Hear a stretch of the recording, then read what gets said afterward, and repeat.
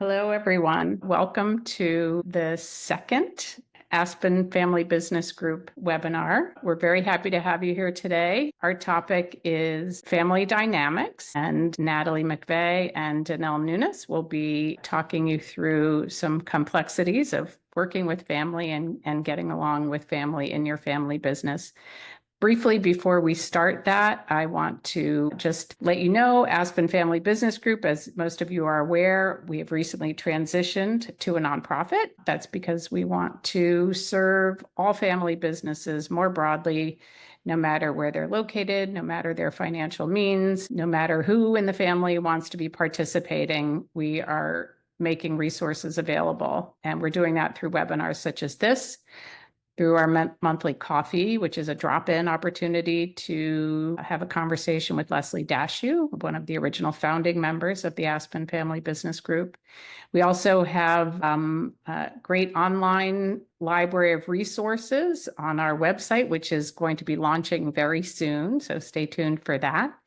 And also launching very soon is our conversational AI coach named Sam, and that's a place you can go to real time with your questions and get solutions and answers. And this chat bot is not ChatGPT. It's not out there on the World Wide Web. It has been created through carefully curated materials from the Aspen Family Business Group, almost 40 years of history. So we know that the resources you will be getting are reliable through that. I want to let you know for today's webinar, we have the Q&A feature enabled. So at any time, if you want to ask a question, just put it in the chat, and Natalie and Donnel will be able to get to your questions either during the webinar or towards the end. And with that, I'm going to turn it over to Natalie and Donnel. Thank you, guys, and thank everyone for joining us. Yeah, good morning, everybody. As is sometimes the case, I had a little bit of a slow arrival onto the Zoom call this morning due to an update. So today, what we're going to be doing is talking about a topic that really seems to be at the core of all family businesses, and that's conflict. And what Natalie and I are going to be doing today is guiding you through some information and dialoguing, hopefully with some input from you folks as well about this topic, and, exploring it not as something to be feared or avoided, but more as like a natural part of any family working together, especially where there's, an overlap in the business needs and the family needs. And as we jump into this, I want to really highlight that healthy families are not characterized by the absence of conflict, but rather how they respond to it. And the ability to face disagreement directly, respectfully, productively is really what strengthens family bonds and helps to build durable relationships as you are, moving forward. In contrast, when conflict is ignored or mismanaged or avoided, it tends to resurface in ways that can be damaging and really erode trust, impact communication, and prevent families from gaining alignment. There's a quote that I mentioned in a prior webinar that I really love when it comes to conflict, and it says that if you're not talking it out, you're acting it out. So, Natalie, what would you add to all of that for our discussion today? Yeah, I think all of what you said is incredible, Donnell. And, you know, it's not even healthy families, right? Some of you may say we're not a family business. It's just, me and my spouse, or me and my brother, and our kids aren't going to come in. It's when there's more than one person, there's some inherent disagreement. In fact, some of us even disagree with ourselves, right? I want to go fast, I want to go slow. And that tension between those two ideas just helps me think of a different way to get there. It's only complicated because when I'm disagreeing with myself, I give myself the benefit of the doubt. When I'm disagreeing with someone else or they're disagreeing with me, I might not give them that benefit of the doubt. And so, I was doing a different workshop this morning. I'm actually at the site I was at, and I remember one person raising their hand, and he said, I don't act honestly with some people because I'm afraid of that confrontation. And if you think it's going to be a confrontation, it will. If you think it's a conversation, then it will be. And so our hope is that we can create a conversation differently than you have had at your families that are about these things that become sensitive. Yeah, I love what you said about the internal conflict and how we give each other we give ourselves the benefit of the doubt, but don't always do that for each other. Yeah, I'm going to Um, pick on you, Donnell, a little bit. I know you and I do love you, and you did have some tech problems getting on. If I were in the same position, I would, give myself grace. But if you and I had tension about something else and you had a tech problem, okay, now like Donnell, that lazy guy or that guy who can't figure out whatever, it's not whether you were late or not. It's what I decided to attribute to that behavior. And you weren't, you actually showed up right on time. But the point is that's the difference. Same action, same person, myself or you who I like, or a different version of you who I maybe don't like. yeah, I think that's an excellent point. So let's start this off with talking a little bit, getting some input from folks who are watching right now. If we can go to the next slide. When Natalie and I were putting this workshop together, one of the things that we talked a lot about is this perception of conflict being scary. And we wanted to ask folks who are on with us right now, just take a minute or two and put something in the chat about your response to this question here. And Natalie, if you want to be anonymous, you can drop it in the Q&A. We'll still get it. But throw that one word of gut reaction why conflict feels scary or uncomfortable for you. yeah, and while they're doing that, Natalie, how does this reside in you, in your life, in your experience, in your relationships? Yeah, it's a good question. I unfortunately or fortunately have no fear. And so one of my really good friends said no is the start of a conversation. I still think about that. I get excited when people seem to be getting annoyed. Not that I'm out there driving you nuts, although some of you, I've seen some names that are familiar here, you're like, you do drive us nuts. But I know that it's important when it feels like we're just not on easy street. So for me, it doesn't feel scary. It feels exciting. Because usually that stuff that feels tense is the stuff that matters. It's interesting because, like, one of the things that I've said to a number of my clients is even though this is what I do for a living, it doesn't mean that I don't have my own version of scary conflict or my own version of needing, outside support in really complex issues. And sometimes I think it's like with conflict, if we're in a heated discussion with someone who we really love and care about, there can be these moments where it almost seems like you're sitting at the precipice of, that relation being changed in a way that might be hard to recover from. Sometimes it's like, can this person accept this, inner part of me in a way that we can move forward, or will I be rejected? There's some comments coming in, some words. There's unpredictable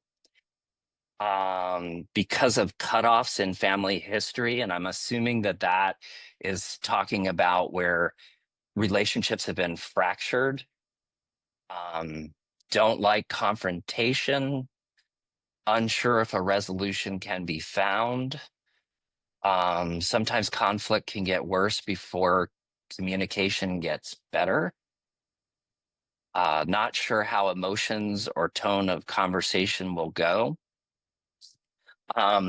It appears, Casey, it appears our chat function is disabled. So Folks. everyone, you can just drop it in the Q&A. I think we do that for anonymity. So just use the Q&A as though it's the chat and we'll read it off. 100% agree with you, Donnell. We really want to belong, and we want to belong in our family. And so that's why we're talking about family businesses. That's why the stakes seem higher. It's okay if the stranger doesn't like me, although some of you are people pleasers and it bums you out when a stranger doesn't like you. But it's when someone I should trust and do love and care for, like a partner or a sibling, I'm not going to say anything, because what if when I say it, they feel like they don't like me anymore? They don't like that feedback. And, that comment that someone just said is the conflict may get worse before communication gets better. The research says the opposite is true. Not addressing that makes it more intense, makes it worse. And so we have this visceral reaction to go away from it. And that actually makes it bigger and scarier and less addressing of these things. It also stops the person from the ability to modify their behavior. So I'm going to stick with a simple one because it comes up with all clients. And you really weren't late, Donnel, but I know you can handle it. But in a world where he's late all the time, chronically, and I feel like it's disrespectful, and that's what I say is the impact on me.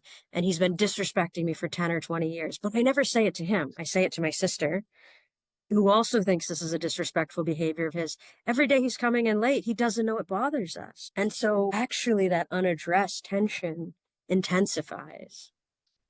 Yeah, you miss the opportunity to correct your own behavior that you're not aware may be impacting others in a negative way. Yeah. There's a couple more comments, and then I want to move us into the next slide. But it's difficult to lead with logic while also navigating emotions and fear of offending. And so one of the things, as we transition into the next slide, one of the things I really always love about our conversations, Natalie, is that you have this wonderful way of attaching these struggles that people feel in family business to concepts like this one, like a definition where once you can name what something is, it sort of declaws it a little bit. And you've told me a bit of how this particular definition is meaningful to you. And I wonder if you could share some of that with the people who are joining us today. Yeah, I remember hearing this in 2012 or 2013, the idea that it's just two ideas holding the same space. And that's true, right? All innovation, all new ideas came from this thing isn't working. Doesn't make us bad, doesn't make us good, but we're moving forward. And this also lends well to that comment about difficult to lead with logic while also dealing with emotions. We tend to have binaries, and neuroscientifically speaking, everything is emotional. We do have two synapses in our brain. One is electrical and one is hormonal or chemical. But believe it or not, in January of 2024, we found out that electrical synapse in our brain has a hormonal tail. It is all emotional. Some of us, however, add the layers of affect onto the emotion that's happening. And so emotions aren't bad in particular. Logic isn't bad in particular. It's how we find the place that those meet in the middle. And we can talk about other dichotomies that technically don't exist. Left brain, right brain, that's made up. That's not a thing. All of that is saying these are two wonderful, great ideas, two sides of the same coin. And how do we actually get to spend that money, right? That's what a coin is. It's a currency, and it doesn't really matter if it's top up or top down. And so hopefully if we can approach the situation like that of, okay, I want to know what's on the other side of this. It's really, really helpful to be able to go in a more curious, inquisitive way. Yeah, and when I look at this definition, I also go back to something that you said just a couple minutes ago about the idea of it, of conflict existing within ourselves. And so there's almost like these layers of ways that conflict can manifest itself from the individual to the organization. And so it could even start, an example of this is as a member of the family business ownership and leadership team, conflict of being loyal to a family member, maybe a parent or someone in the senior generation, versus being loyal to their responsibility to the business that can happen inside an individual. And then I've seen it where that individual may then have siblings who are part of the ownership team who trust them and their business acumen, but then find themselves in conflict as to whether they support their sibling or the parent who's still the owner. And when those things don't get resolved and are chronic issues, I've seen that move into the organization where employees don't know who they're supposed to listen to. and run into that kind of conflict as well. Absolutely. There's a great old book that most of you don't have time to read, but it's called Invisible Loyalties, and it talks about that. And one of the things I love to do, whether you're addressing the conflict or not, your body betrays you. We know whether you're frustrated or not. And so everyone is aligning behind closed doors. And so one of the things that we do with clients sometimes to illustrate that is have a ball of yarn and actually say, okay, on this big thing of whether we pay bonuses or we pay dividends, right? Again, that dichotomy, or whether we're rational or emotional.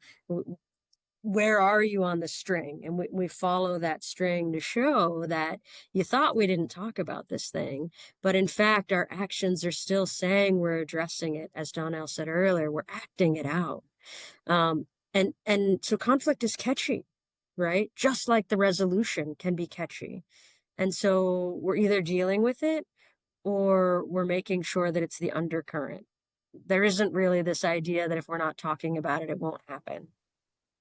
Yeah, you remind me of another idea that I think is really important. And sometimes when a person feels like they're the only one with the desire to move a family forward in terms of the way that they're communicating with one another and managing conflict, and feel they're, at odds with the rest of the folks, or the other folks don't want to engage, is at any point in time, each person as an individual in the system has the potential to influence healthy responses to the challenges being faced, or to go and insert things that are not keeping things moving forward. And so there is an impact, and it does sort of like feed through the system from the individual all the way up to the sort of organizational cultural level, depending on our choices. Yeah, and someone put in the comments, a family history of avoiding conflict.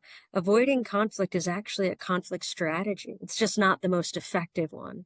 Neither is yelling at each other's faces. And so this is why I love, this is so useful, Joe Paul's tool of engaging with that. Avoiding conflict is bad conflict strategy. Yelling at each other's bad conflict strategy. There's something in between we can collaboratively find that works out really well. So we are training people. We're training them through our words, and we're training them through our actions about what this family tolerates. I'm a nerd, and you all probably know that already. But in a world where I'm a nerd, I love words. I like the root and meaning of words. And most of them you can debate till you're blue in the face of what the origin is, what language, etc. But there's only one word we don't debate. It's origin. And in fact, we don't debate its origin. We don't debate its meaning. And we don't translate it in most languages. I'm not going to bother to ask you what it is. I'll tell you it's taboo. Taboo is Polynesian, and it means that thing we do not talk about. And that's how most of our families deal with the view that if we talk about it, it's going to get worse. But the research bears out that if we don't talk about it, it absolutely will get worse. And so naming those things, we have a place to move once we do it. Yeah, Natalie, let's go into the next slide. I think Casey's running the slides for us. Yeah. And and anyone who's on, please continue to put stuff in the Q&A. We've got it open and we're looking at it. And I saw someone write too much baggage. But Natalie, this model here, the iceberg, I think we've all seen this image or something similar relative to like interpersonal dynamics before. You mentioned to me that this one resonates with you. You have sort of a personal connection to it because of your dad. Would you share that? Yeah, my dad was a submariner. He was in the Navy for 30 years. And, I get fascinated by things. So people always use this iceberg analogy. And so I asked my dad, I was like, what's your experience with icebergs? And he's like, they're really dangerous. And I was like, yeah, haha, like Titanic days. And he's like, no. He's like, because they are very deep before they come up. And so there are lots that aren't very visible. And what icebergs do specifically to sonar is they can at times be masked. It doesn't happen as often now, but early in my dad's career, whether it was a surface ship or a submarine, there were on average 3 accidents a year, not all catastrophic, of icebergs. And so, yes, it's a silly analogy, maybe. And yes, we think we're very far from it, but my guess is if you Googled it, there was at least one boat this year that hit an iceberg. And it's because they're so heavily loaded under the ice. And they're also really magnificent when you see them when they break and things like that.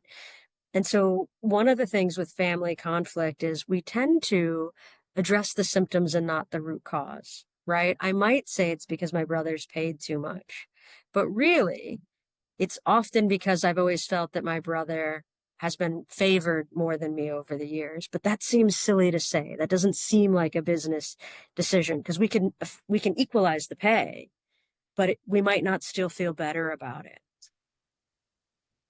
Yeah, there's a leadership development program that I've worked with for a number of years, and we use an iceberg model like this that has 4 levels. And we have the level 1, which is, the task or the problem, the level 2 methods or procedures. And then there's a level 3, which is sort of a call to action in effect. That is where we say leadership happens. And that is where somebody is paying attention to the process in a group that's addressing an issue. And if it's not being solved by knowing the problem, the task, or the problem, and it's still not being resolved when you know the appropriate method or procedure to address that task or problem, then somebody has to step back and say, something else is going on here. And that's where the leadership comes into it and has to then transition into exploring what are the interpersonal things that might be getting in the way. Yeah, and I just want to layer on top of that, Donnell, because it's a really useful model. One of the things we've studied with this as well is interpersonal conflict doesn't happen out of nowhere. So likely it was one of the other 2 conflicts left unaddressed long enough. So Yeah. I'm a slow person. You're a little bit of a faster person. You assume that I'm being slow to hold you back, right? Now, after many, many years of us working together and us doing that, you now have a problem with Natalie. Every time we get assigned to work together, you're just wringing your hands of like, we'll never get this done. And so I agree that 4th level is, hey, let's step out of the conflict. Let me find where I own it. But you can actually write these 3 levels down now if you want. What are we working on? That's when we say, and we talked about it in the last webinar we did, are we all rowing in the same direction? Do we have a mission that we know about? Are we going, our true north, whether it's southwest or we're not? And if we don't know that, let's fix that quickly, because too many times when you and I are going the wrong way, when we don't know it's the wrong way, might mean you and I don't like us. If we're clear on that, then we need to say, is it that we don't have enough structure? Is it the pace that's not working? What are these other things? Like I said, just me being slow and him being faster, so that you can tease it out. So what I encourage my clients to do when they write those 3 levels is think of your last conflict, insert in that person who bums you out the most, and write their name down and try to figure out where on level 1 and 2 this relationship went wrong. And so when you go to talk to them next, you realize you don't just dislike them, although it feels like it right now.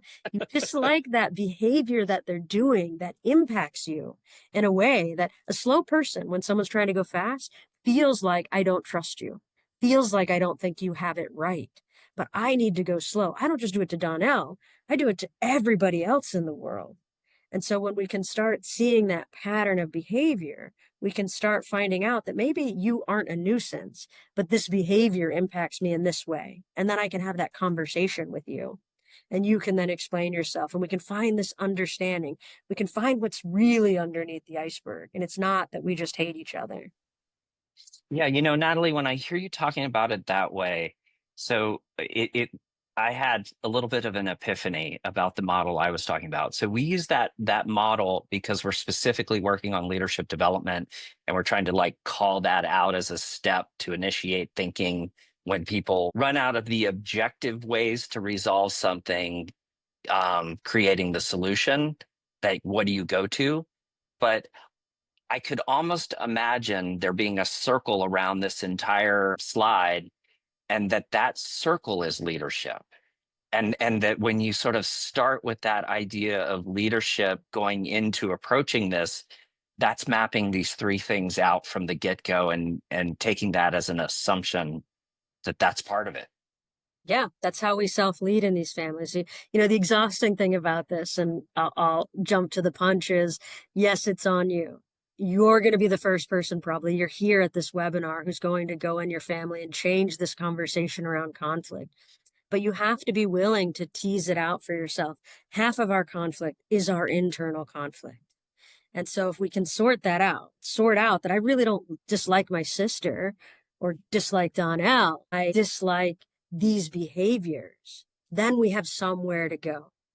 Yeah. And that's why we always say that structures are a proxy for trust, because at least if we know where we're going, it's going to feel a little better than accidentally flailing our arms and hitting each other. Yet having a focus on what is right rather than who is right.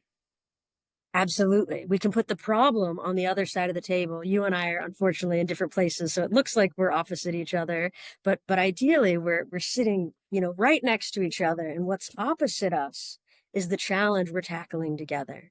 We can start coming together around, the lack of structure, the miscommunication, the wants and needs that are unaddressed, that we might both be feeling in different ways. Yeah.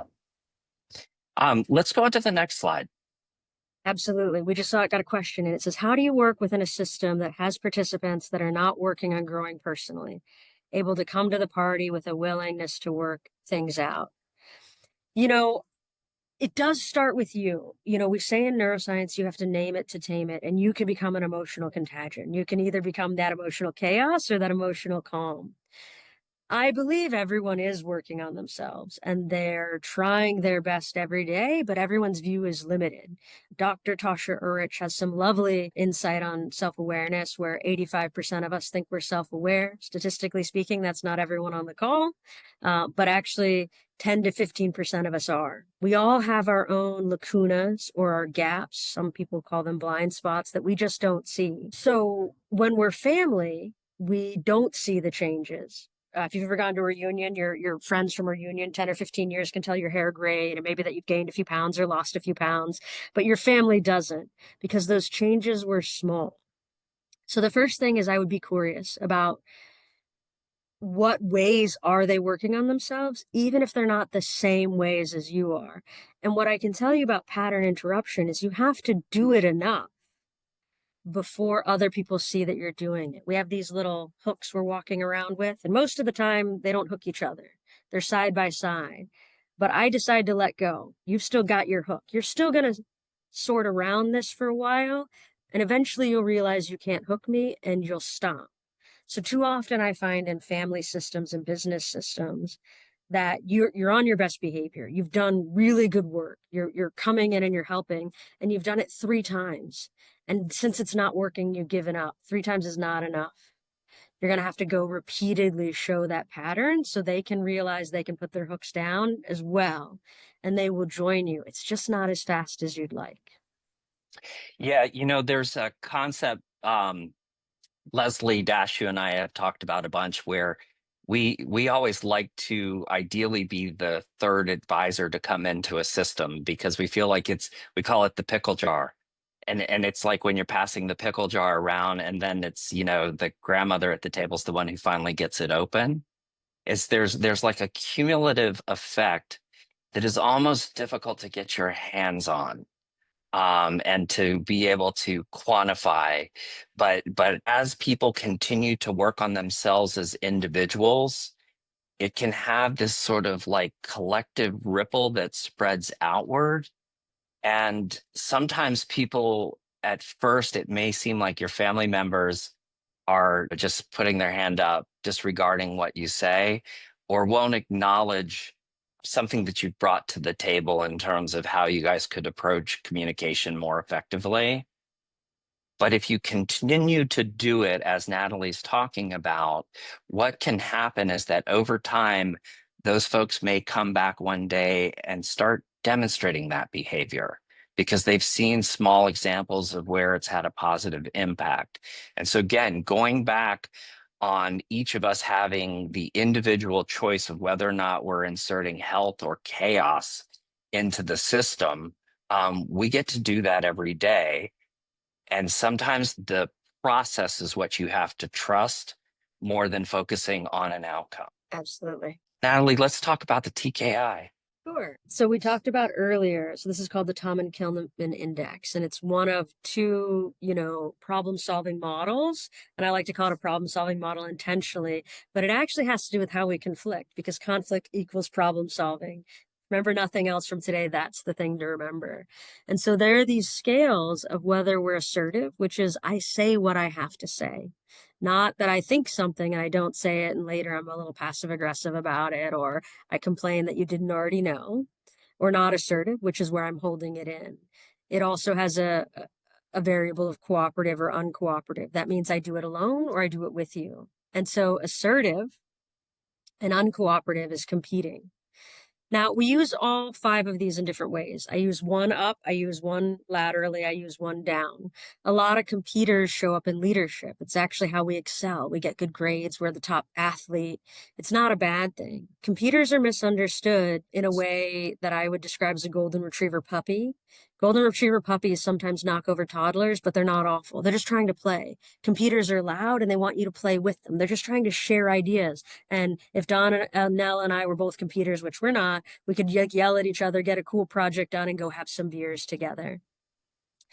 And if we click forward, you can see the next box that goes in there, which is unassertive and uncooperative, right? So we were talking about assertive. Now we're saying, what does unassertive and uncooperative look like? It's avoiding. I don't want to know. I don't want to think about it. Some avoiders, and I've seen this happen in meetings, they inch away as it's happening slowly, slowly, slowly till their back's against the wall. Avoiders are saying, I just don't want to make this worse, so I'm not going to. Now, avoiding is good, right? If you celebrate Thanksgiving in the US, you should be avoiding the conflict at Thanksgiving dinner. Now, you shouldn't be avoiding the business conflict at the board meeting, right? The best thing to do with avoiders is a walk and talk. This across the table discussion is highly nerve-wracking for them. We can go to the next one. Then there's accommodating. This is where we're actually sliding over from uncooperative to cooperative. That's where I'm starting to increase my trust in you, but I'm having a hard time trusting me. And so whatever you want, whatever you think, Donnel, I'll do it. I'll get it done. It sounds really nice. People love accommodators at first, and accommodators love being accommodators at first. Unfortunately, every time I've said whatever you want, Donnel, I'm assuming he will notice that I've sacrificed for him. And he won't, and he doesn't. And so then I get really resentful. And so it sounds nice, it sounds good, but it ends up back working poorly later. We can go to the next one. This is what you heard probably early in your life, that we want to compromise. It's the best thing in the world. It's win-win. Actually, compromise is lose-lose. I take the best of my idea, the best of Donnell's idea, and we cut up both so much that something in the middle that is horrible happens and nobody's happy. And this is really saying, I'm trying to be assertive, I'm trying to be cooperative, but I'm not staying there completely all the time. And that's usually when it feels a little too hot in the kitchen. I was prepared to cook, but now it's too hot. I'll get out. And the last one is collaboration. Collaboration takes a lot of time. It is really emotionally exhausting. It absolutely is. It is all the best of Donnell's ideas while I'm questioning him to try to fully understand them. And then I'm going to hopefully edit some of the things I was thinking originally, say all the things I was thinking. He's going to question me a lot too. And we will create something else that may look completely different, that hopefully is new from all of us. I'm not saying that we should be collaborating all the time. There may need to be, in certain situations that are risky, you might need to have a competing role. We just need a decision that goes quickly. The question is, first, what's my style? And who do I use it with? And what are the unintended consequences of that, right? I said I was slow. I'm slow because I'm a collaborator. I want to get it right with as many opinions as possible. So you don't want to use collaboration when you're going fast. You don't want to use competing all the time, because then other people seem like they don't matter. If we click to the next slide, this really explains why, because we're talking about assertive and cooperative, but it also has to do with concern for self and concern for others, right? If I have a low concern for others and a high concern for myself, which is what competitors do behaviorally, even though it's not they don't love you, at some point in time, I'll know that he doesn't care about me. So I just will stop. Yeah, I'm curious, Natalie, do you have a dominant style on this for yourself? I do. I'm collaborative. I love to collaborate. And if we can't actually get somewhere, then I compete. So it almost feels like a two punch. I'm going to lull you into cooperating with me, Donnell. We're going to do a great job together. But if it really gets to nonsense and you and I aren't making way, because I do like to be productive, then I'm just going to take it and do it myself. And so Yeah. that's the awareness is we use technically all five, but we kind of have a two. And the two is tough because you shift from one to the other. And what for you, it makes sense. For me, it makes sense. But for the family members, it feels really tough at times because I'm like, yeah, let's talk about it. We'll talk about it till forever. And Donnell's like, I need till tomorrow morning. And I'm like, we really need it today, Donna. And I'll say it like that. I'll say it nicely. And he's like, I just really need it till tomorrow. I'm like, I'd really like it today. And then I'm going to make the decision today at 5 o'clock. Donnell's going to think that we agreed to talking about it again tomorrow, but I'm not waiting. Yeah. Yeah, I tend to be like collaborating is like my default, but then I go to compromising.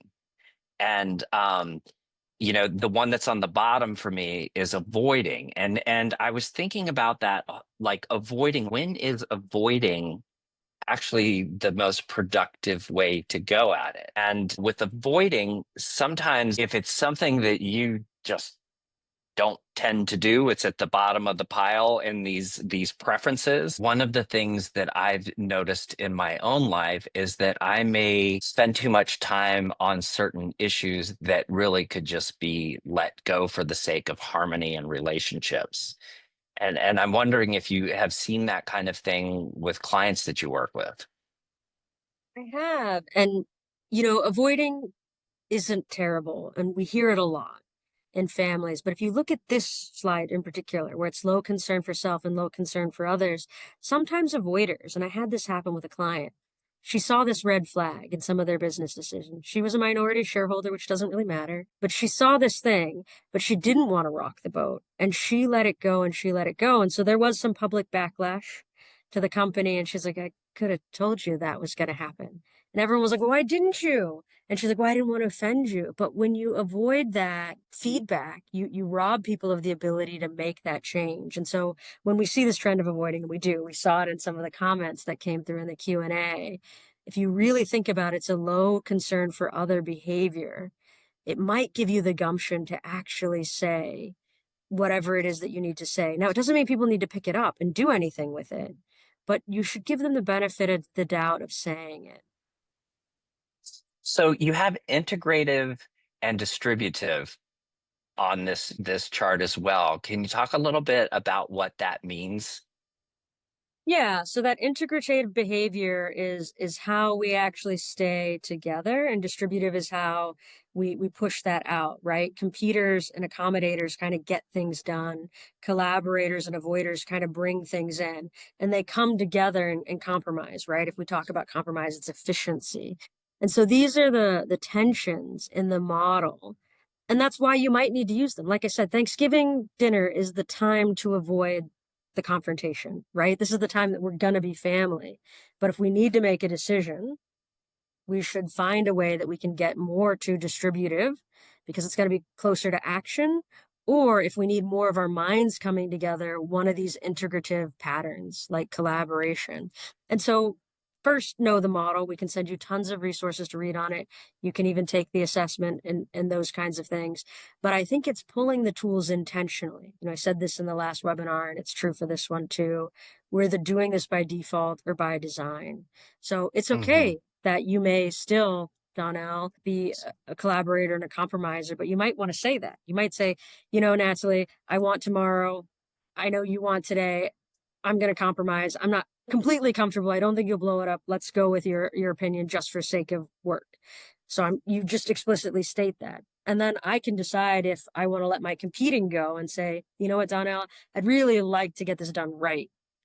Why don't we wait till tomorrow? Because we both really do want to collaborate on this. And you're right, it does just take longer.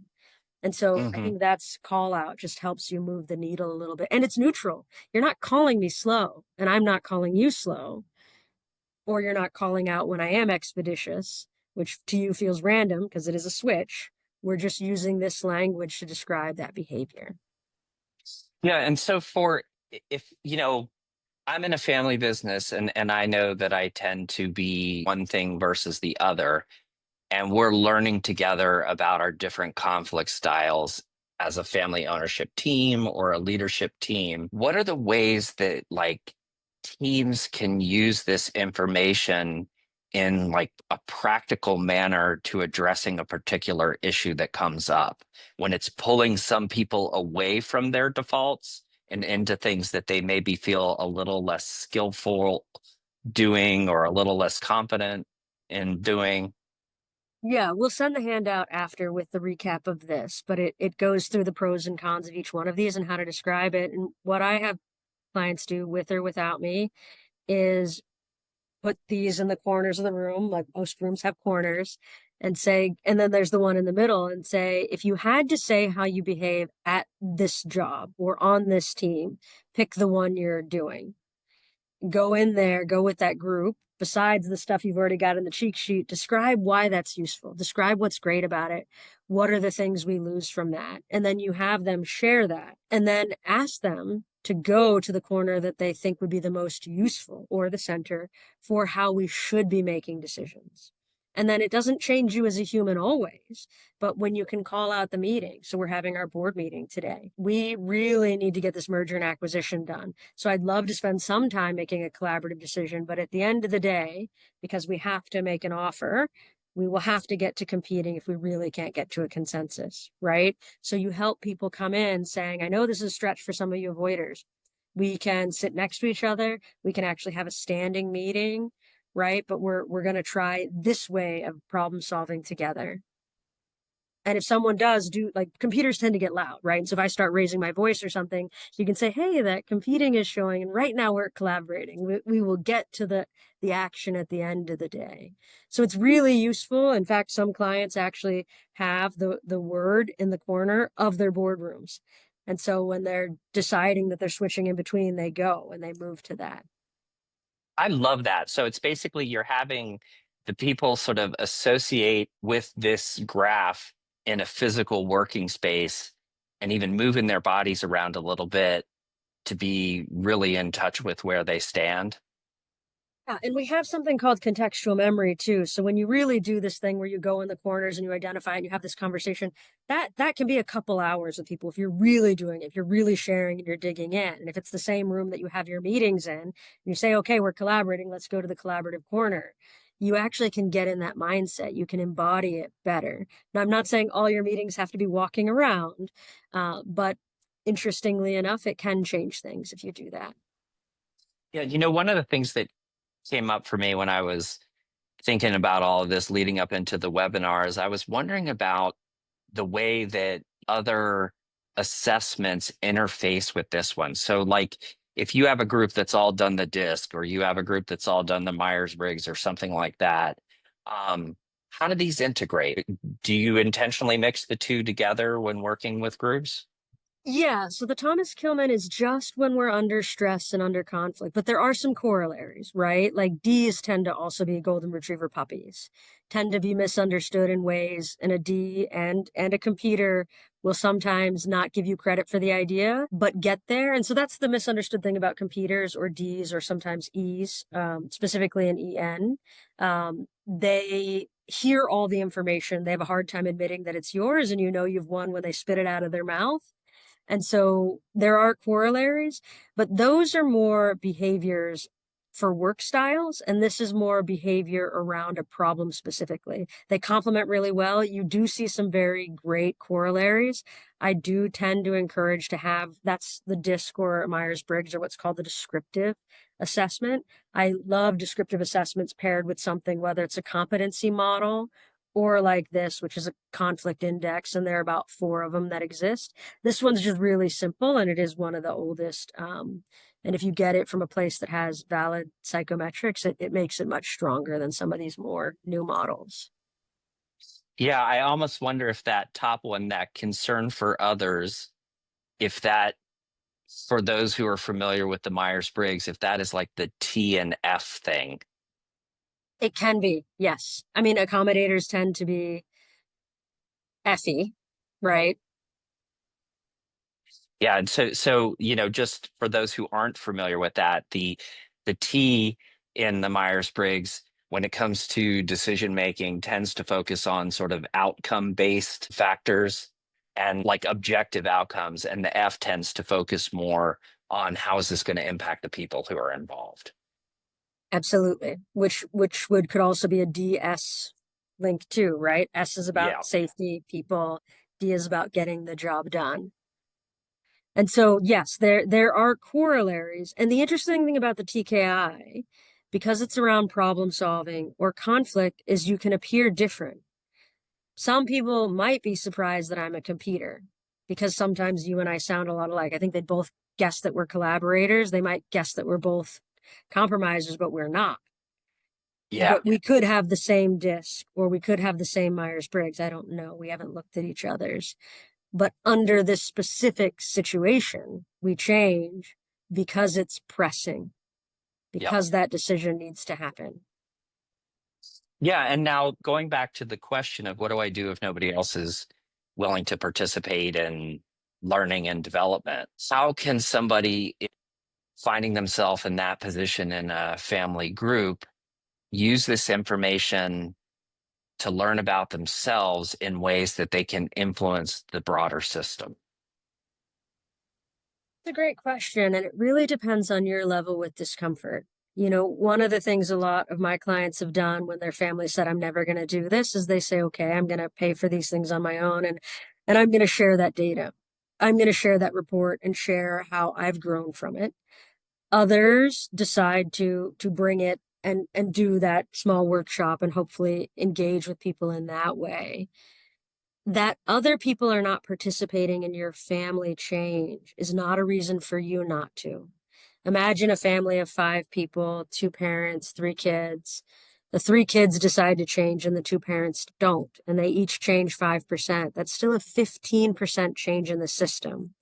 You can change the system by doing your individual work, and it may feel lonely at first, but that doesn't mean it's not still working. How would you say to use it when you've got a tough family? Yeah, I think about that. It's another thing of Joe's, was talking about how family systems are a lot like a mobile over a baby's crib. And that if you move one piece, it does that, right? And so it all shifts and gets, out of balance. And it's the desire, sort of the inherent unconscious desire of the family system to be in balance. And so what I have found is that when people make a positive move that throws the system out of balance, but it's something that is promoting health, not chaos. If they hold to it long enough, that becomes the contagious thing that helps it balance at that new point where everybody moves in towards health. If they don't hold to it because they aren't taking the learning in a way that's meaningful and becomes a part of who they are, then sometimes the system will just balance back with them moving back out away from their position. And so I just genuinely believe that, I've seen it many times being contacted from family businesses where there's one person who really wants to change and nobody else will. And in that moment, there might be no way to move forward as a system in an obvious way, like getting everyone together and doing some kind of workshop or visioning piece. But where I've seen the individual make a concerted effort to grow themselves, oftentimes there's 12 to 16 months or 2 years down the road where they're reaching back out and saying, something's changed in my family, not quite sure what it is, but they're ready to sit down. And I like to believe that is that individual's commitment to growth and personal development had a healthy influence that was undeniable to all those around them that were looking. And sometimes people won't give you the satisfaction of saying, that's a good idea, or I hear you, but they do. And it becomes part of what they think about as they leave the conversation or are moving on to other things. It's like a little kid with our kids when we give them an idea for how they can approach something and they're like, dad, that's stupid. But then, a week later, they're like, I got this great idea. And so we're kind of working Exactly. on that family dynamic, but bringing it into the adults and the family business. And I get it. You may think you're the only one being the bigger person. I promise you, if we were to actually observe your whole family, there are moments where everyone's been the bigger person. Maybe not consistently, but what we find is that people want to hold their breath. If we're all holding our breath, we're just going to pass out, right? You want to be the first person to breathe, and they will see it. It's absolutely true. And they will start catching on to some of it as well. I teach this critical thinking class, and we have this exercise where I have these clients talk about the one chore they and their partner fight over the most. And then to just kind of laugh about it, not get mad, and just do it. Don't ask them to do it. And the students have to do this for a few weeks and they write a paper on it. But I've actually had some people call me and say that they've saved their marriage. And guess what? Their spouse is now loading the dishwasher. Because sometimes that rebellion is, I just don't want you to tell me what to do.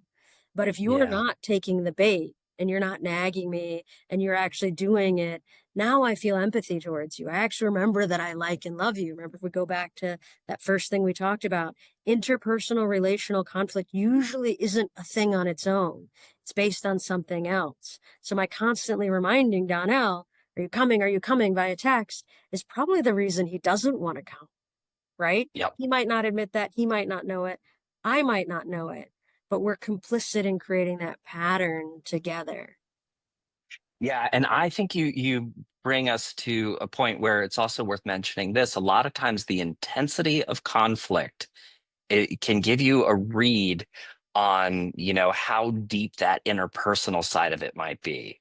So if somebody is reacting to something that you did that seems disproportionate in terms of the level of response they gave, that oftentimes is a strong indicator that there's something beneath the surface that is really significant for them that's impacting the strength of their response.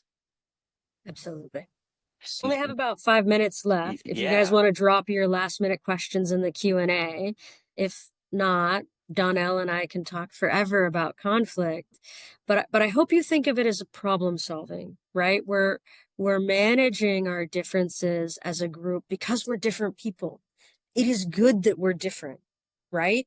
Even Donnell and I, who've done at least a few of these together, who've been friends for almost a decade, if not more, I can't remember. Yeah. Yep.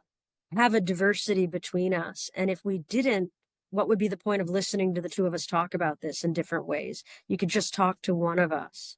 And I think if you can apply that same logic to your family, that difference, although at first it's surprising, it doesn't have to be bad unless I decide it's bad. Yeah, and I would add that just like our best on any given day varies depending on how much sleep we got, how much stress we have, how many things we're facing, or how good things are going. It's like we've got to extend that benefit of the doubt thing outwards, that everybody's doing their best in any given moment. And thinking about, okay, so what do we do with that when people aren't showing up in ways that seem terrific? How can we be compassionate and open to the idea of finding another way of discussing something so that there actually is a productive and caring outcome? Absolutely. And the last thing I want to say is someone put a comment in early on of why they avoid conflict, and it said that it might not be resolved the way that I want. That's true.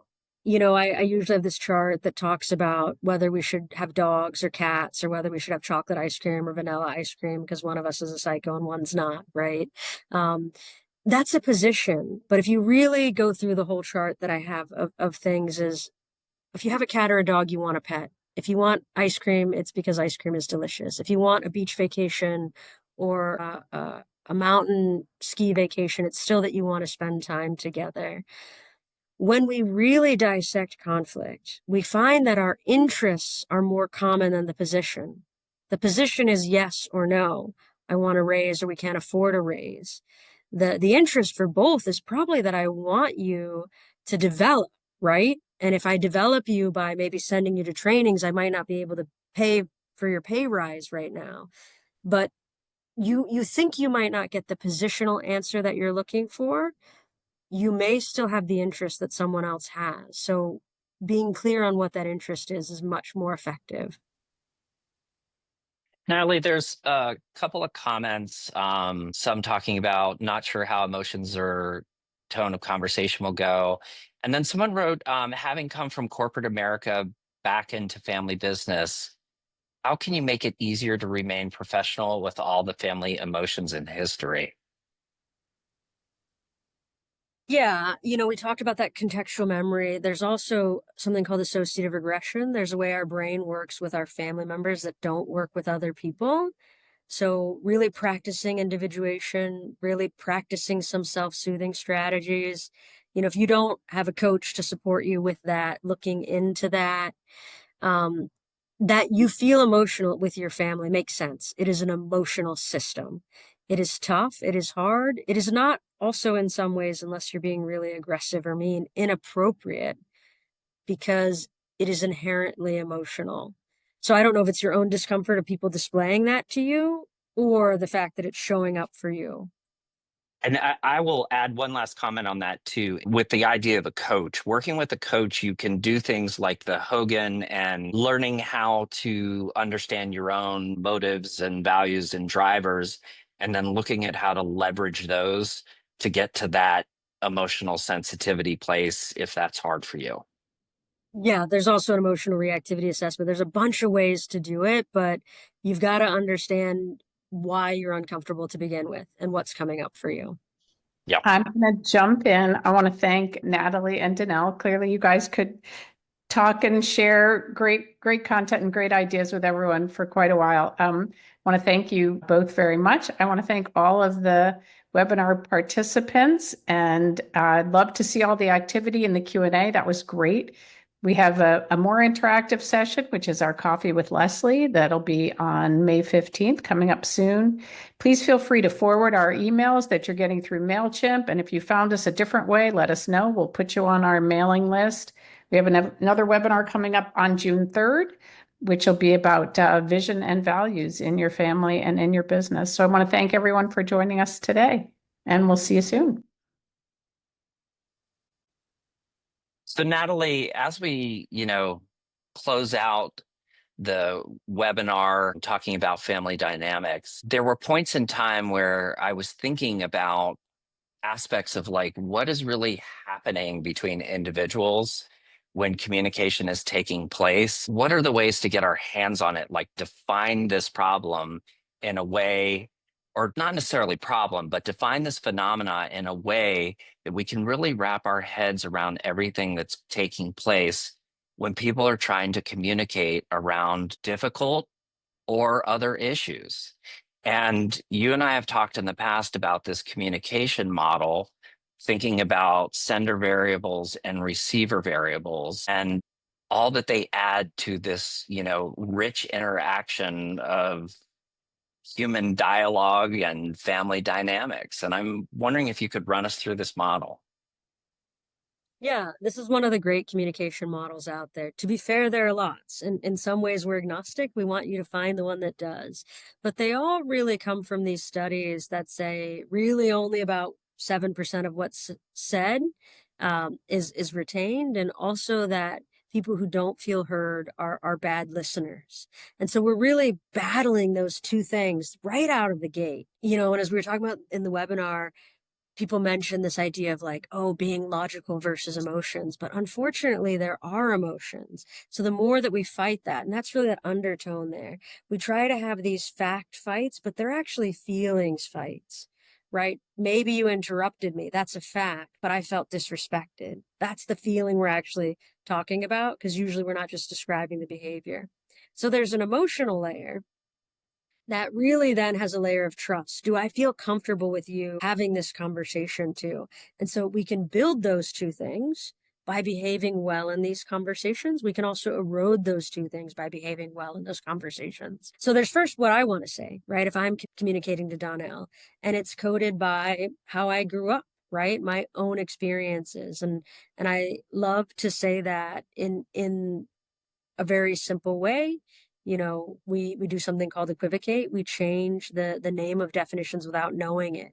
We change it by region and things like that. And so I say fine to park because I see a sign that says fine to park. Donnell's a smart guy. He knows that means they're going to charge me money. Then I say that work is fine, but I'm really grumpy about it.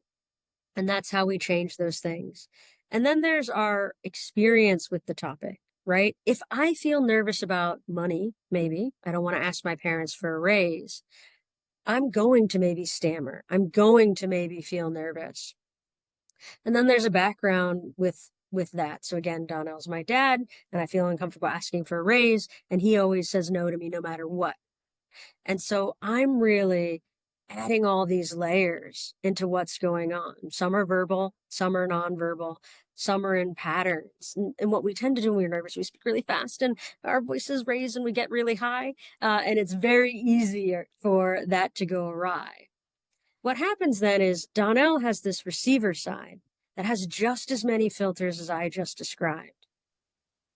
So imagine I'm his kid. He's used to me being a little impertinent. He's used to me being a little big for my britches, all of these things. So even if I did my best to speak really carefully, cautiously, and I put together my first business plan that a really great person helped me work on, he may still hear it as something else. Donna, what would you as a receiver hear it like, probably? Yeah, it's these perceptions of like all of a sudden you have, what does this person actually think of me? Do they respect me? Do they care about me? Are they looking out for their best interests, or is this just another example of them vying for their own desires? And it really kind of it muddies the water a little bit in terms of what's being received. Absolutely. I had this happen just 2 weeks ago today, not today, 2 weeks ago, where there was a mother-daughter combination. So that idea that that daughter had worked really hard, she'd talked to her next gen group, all of these things, and she put together this great business plan asking for a pay rise. And the receiver variable, what mom heard is, one, I brought you in this business. You didn't have this educational background. I've already accelerated you pretty quickly. And it's never enough. No matter what I do is never enough. And because she was triggered, right? Her background experience of the topic, the mother, she came back with, well, I don't even know what you're doing all day. Like, I don't even see you in the office, which is a fair point. This young woman doesn't really come to the office. It doesn't mean she's not working. And that young woman, instead of trying to describe how she's much more facile with technology and she works in other places, she's like, you're not always around me, right? That breakdown of our different life experiences and how we describe them and how we respond to feedback from them, they were just eroding that trust. And both of their emotions were getting higher and higher and higher as they were having this conversation. Yeah, it leads me back to something that I've heard said a few times is, and I've certainly seen it when I've been interacting with clients, is you can have a conversation with a group of family owners who all grew up in the same household. And this conversation may be about, what was it like to grow up in your house? What were the relations like? And it would almost seem as if they grew up in 5 different homes. And it's really kind of demonstrates how you may have the sender variables of like what the parents were trying to convey and the way that they parented and how they had intentions for a certain way of the family to interact and what was important to them. But the way that it gets received, it goes through that individual filter that is based on what makes a person unique as a human being, and gets colored. And it's not always complimentary. It's not always complimentary, and we tend to do it in a really not helpful way. And that's what this young woman did. And that's what a lot of people do. We've all heard of the sandwich compliment. That's what she did. She's like, Mom, I love working. She did all those wonderful things. And Mom was like, oh, we're about to have a hug. And then she then says, and you're not paying me enough, because she'd worked herself up into it. So it's like hugging you and sucker punching you at the same time. And so when we force that oppositional aspect, a way that this young woman could have done it with the same business plan in a different way is say, Mom, I'm so grateful to be here. I love this organization, and I'm really looking for a pathway for progression. I think that's what you want for me too. For me, a pathway for progression includes certain monetary increments. How can we start talking about that, right? And so we're moms hearing that I want to stay, that I feel grateful, that I want to continue. And I'd like to try to revisit how we think about that. Yeah, and thinking about now that bottom layer of trust and emotion, one of the things that definitely impacts the way that the accuracy at which we hear one another is trust. And like the higher the trust, the more likely we are to do things like give each other the benefit of the doubt and to ascribe positive intent to things that people are saying, or what is called negative sentiment override, where we assume that everything that someone else is doing has a nefarious intent. And that becomes symptomatic of low trust. Natalie, how does that like correlate with that emotional bar as well? You know, the emotions go two ways. The emotions go with your ability to deal with the other heightened emotion. We talked about why these conversations feel difficult earlier. And so you first want to self-regulate, but you also have to know that if you ask for a pay rise and someone says you haven't earned it yet, that's one of the options, that you don't want to take that hook. You don't want to take that bait either. So the more that you can stay centered, the more likely they're going to stay centered. This is a terrible analogy, but it's true. We don't kick puppies. We might kick dogs that are snarling at us, although no one should be kicking anything. But if he snarls, we feel justified in kicking him. But when you kick a puppy and it lays down, you're a jerk. And so when you can take in what they say, be prepared for that emotional feedback and don't take the bait, you're the puppy they don't want to kick anymore. Right. And so it's both regulating yourself, but it's also not taking that emotional bait so that we're not complicating the situation and not making it more challenging. So even if, and this daughter and mother actually do trust each other, which is the funny thing, but it was something they feel uncomfortable around, which is money. And most people do. That the mother heard, and the daughter said in some way, she didn't know she was saying it, but that's how it was interpreted. And I could absolutely see how the mother took it that way. She heard, you don't know my worth. You are not treating me fairly. And so even though they had trust because she felt elevated, it was a low trust moment in their relationship. It wasn't that they don't always trust each other. So emotionally regulating can support that trust or erode that trust. You don't need both in equal measure in that moment. So having that self-awareness as a foundation to building that self-regulation, which supports then healthier dialogue, right? Yeah. And understanding. Yeah, and then thinking about the tools on this. So if we're trying to come up with the practical ways to make sure this is happening in the best way possible. I know that in my practice, a lot of times I talk about four facets of active listening and being, attending, paying attention, demonstrating that you are engaged in what someone's saying. I also like to encourage people to think about attending as looking to see if there is congruence between what a person is saying and how they're saying it and how they are physically showing up, so that you can see they may be agreeing with you, but their body's telling a different story. There's another facet of this, which is inquiry, which is where people are talking to you about something that's going on for them. And you take the position of sort of the independent observer, and you are seeking to understand rather than to be understood. And you're trying to get their whole story by asking questions and getting them to dig deeper into what they're sharing with you. And then there's the third one is paraphrasing, and I know that there are times where paraphrasing is an appropriate thing, but there's also times where I think trying to be parroting, like reciting what a person specifically said, can also be more critical. And for me, I tend to emphasize that one when it's something that's technical or very specific and more succinct. And I'd be curious to hear your thoughts on that when you're deciding whether or not you're paraphrasing or saying verbatim what somebody just shared with Parroting you. always. And Parroting for why? two reasons. Okay.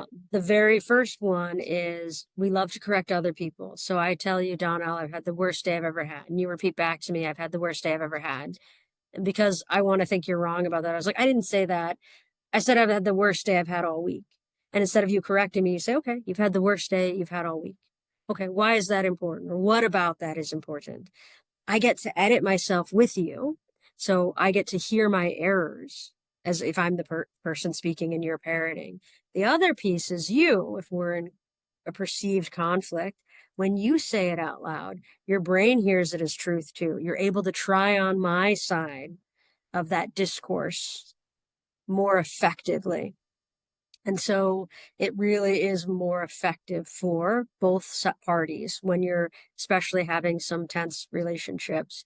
Later, if we need to talk about something as an aggregate in summary, we can paraphrase, but you really need to earn paraphrasing trust.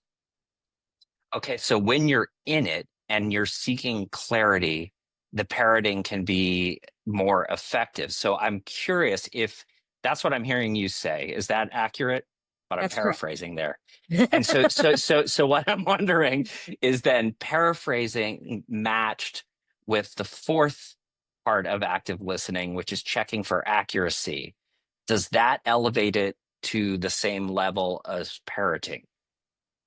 Yes, towards the end. So you and I go through this thing, not about our bad day, but our disagreement on something. And you let me say all the things I have to say. You double check that I get that. Is it right? You do that over and over again. You pair it till we're there. Then when you say, okay, Natalie, what I heard is da da da da da. Now we need to do X about it. That's where the paraphrasing says I've followed, I've tracked, and you don't want to recap. You can't recap like a 10-minute conversation word for word, right? So Okay. that's where it goes with that fourth piece. Absolutely.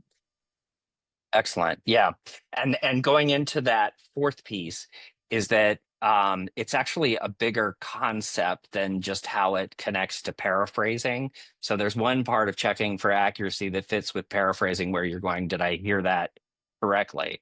But then checking for accuracy can also be, or checking for understanding and accuracy can be asking questions like, did I get all of it? Or do you have other concerns? It can be at the end of a family meeting saying, what did everyone hear as the decisions that were made today? So that people are leaving with the same information. I tend to tell family business clients that if you find yourself leaving from any important business meeting or family meeting and you're having to fill in the blanks for things that you weren't clear about, that's a good indication that you need to go back and make sure you're on the same page as everybody else. Absolutely. Yeah. I think one of the things you can do as well, if people aren't as good with that 4-part model yet, is you do the work. This happened to me. I won't pick on a client story. This happened to me in a meeting. We were working with a client and we were doing a CEO search, and there are these pretty stuck in their way guys. I love them, old school, 150-year-old family business. And something happened in the meeting, but everyone was really upset. And so I just said, what did you hear me say? What mistake did I make? And they were like, we heard you say we'll never have another family CEO. And I was like, oh gosh, if I said that, I'm really sorry. What I meant to say was, even if you have a family CEO, we should use the same criteria if you were hiring an outside person. Yes. And one guy in the room was like, I heard that, but the moment you said outside CEO, I couldn't listen anymore, right? So the sender receiver model is great when your family's learned it.